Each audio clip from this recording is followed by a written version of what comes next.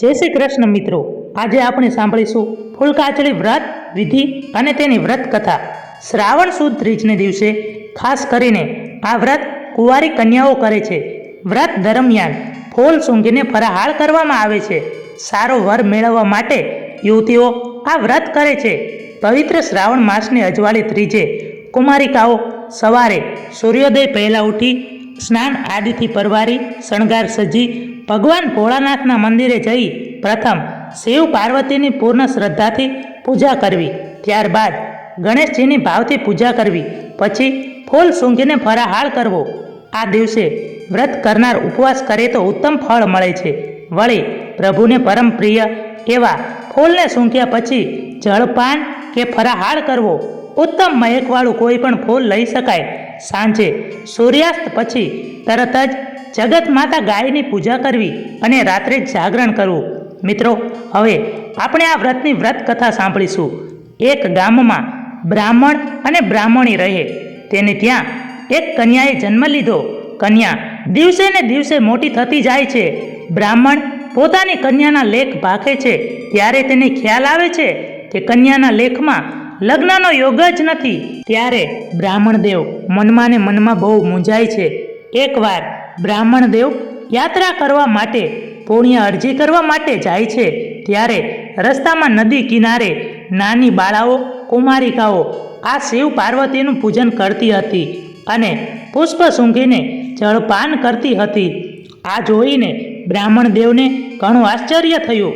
તેઓ આ બાળાઓ પાસે જાય છે અને કહે છે, તમે આ કયું વ્રત કરો છો અને વારંવાર તમે આ ફૂલ શા માટે સૂંઘો છો? ત્યારે બાળાઓ કહે છે કે શ્રાવણ પક્ષના સુદ ત્રીજના દિવસે ફૂલકાજળીનું વ્રત કરાય છે, જેમાં ભગવાન ભોળાનાથ અને માતા પાર્વતીની પૂજા કરીને મનગમતો વર પ્રાપ્ત કરી શકાય છે. આ સાંભળીને બ્રાહ્મણ દેવને ઘણું આશ્ચર્ય થયું. તેમણે કન્યા પાસેથી સર્વ વિધિ જાણી અને ઘરે આવીને પોતાની કન્યાને ફૂલકાજળી વ્રતની વિધિ કહી સંભળાવી. સમય વીતતો જાય છે.